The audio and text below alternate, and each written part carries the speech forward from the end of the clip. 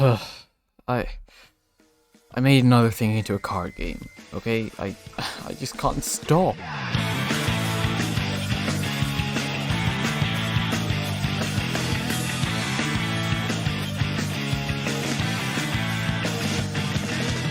Okay, so I made the Origins SMP into a card game, and you can download all the cards and rules at a link in the description, but here's how the game actually works. The ultimate aim of the game is to reach a point threshold, which I've set at 50. Now, you get these points by performing actions, and those actions are affected by three main things: your class, the location you're in, and the time, day or night. So before each game starts, you choose a class very similar to how people choose Origins in the actual Origin mod, and I didn't include every single Origin that's present in all the expansions, but I did make sure to get all the main ones, and I think I balanced them out fairly well. This is also the time to say that something I wanted to improve with this card game that I couldn't with my others was accessibility, or to be more specific, the number of players required to play the game. Now, it's a well-known fact that every Animagician subscriber is just immensely popular and has thousands of friends who share their exact interests, but in case you want one, which you should change by the way, I try to cater to those needs and make this game playable in single player, which basically means you can play this game alone or with friends. The downside here is that some classes are very specifically designed to be supportive classes, which means they'll only really be fun to play in a co-op scenario rather than single player or competitive multiplayer environment. A great example of this is, as you could probably guess, the Merling. Being a very water-based mob, it's obviously not going to be fun to be stuck alone and stranded in the nether, though it isn't fun in the card game either. But again, I digress. The aim is to get points to beat the game, and you do that in what I've called locations. Locations are basically different biomes or structures which you're placed in a random order by a deck of cards. Now, the locations themselves are split into three main categories to try and regulate the flow of the game and make it a bit more streamlined and sensible. There's the extremely creatively named beginning locations, middle locations, and ending locations. I know, I'm a genius, you don't need to tell me twice. And the locations are part of three separate decks. Every player starts the game using the beginning deck, and they're put in locations via that deck being used and shuffled. However, once they reach a point threshold of 15 points, that player progresses to the middle locations, which are slightly more ruthless and also slightly more rewarding points-wise.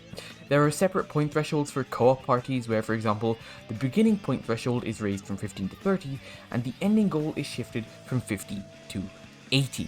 Okay, cool, so we're going through the game and slowly through harder and harder locations to finally reach that point goal.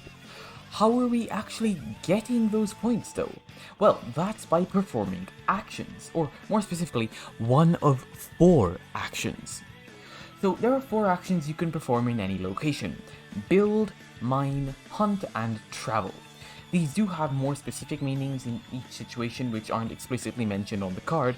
So for example, performing hunt in a forest entails looking for food and hunting passive mobs, whereas performing hunt on the literal end island would entail actually fighting the dragon.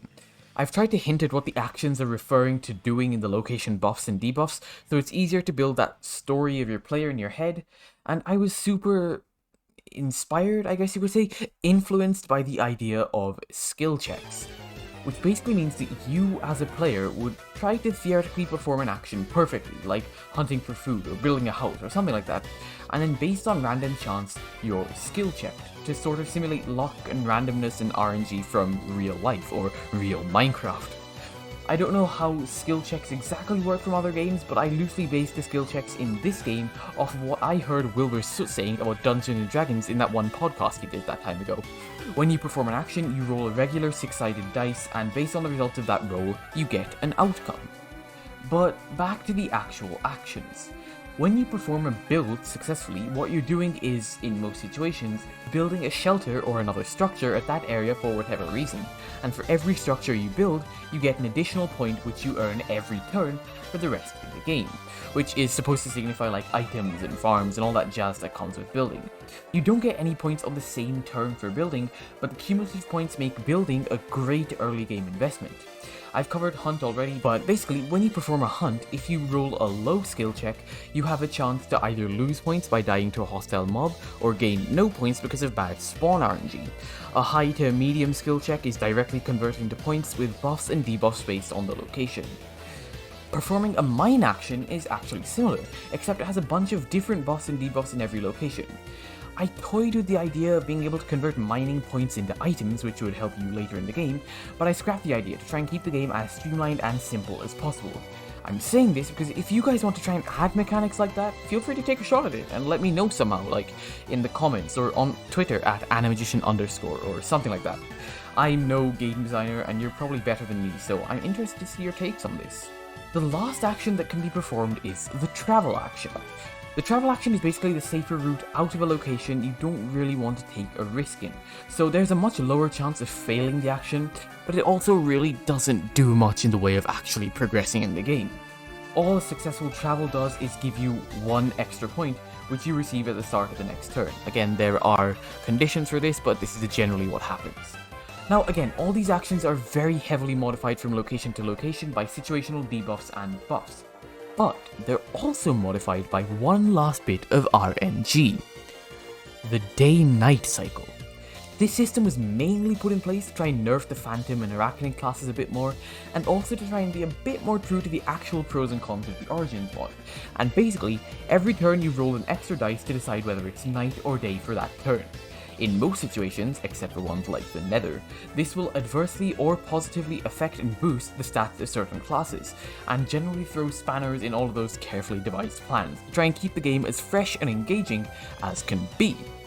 But wait, hold on for just a second. I'm very proud of some of these locations, and I want to show you some of the cool ones and explain my logic behind them. Like, the mountain location, for example. You have the Slimeborn being unable to take fall damage, but also being able to convert a fall into an efficient traversal mechanism, getting an extra point across the board, which makes sense given the versatility of that ability. Just jump off a mountain and suddenly you're able to travel loads and loads of blocks. Phantoms get an extra point when mining in the mountains because lava is rare in mountains and therefore the ability to phase while mining becomes that much more powerful. When hunting, felines get an extra point because although they don't take fall damage just like Slimeborns, they can't convert it into another high jump, making their ability great for chasing most things, except obviously for Slimeborns. And so they get an extra point only while hunting.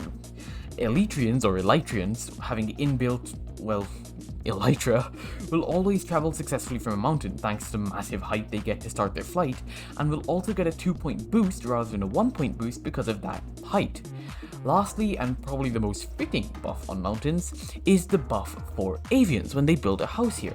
You see, since avians can only sleep at high altitudes and we're considering their house is equal to other people's on the ground, it only makes sense that a house that they can sleep in on top of a mountain would be much more useful, and therefore the point output from an avian mountain house is doubled to 2 rather than the normal 1.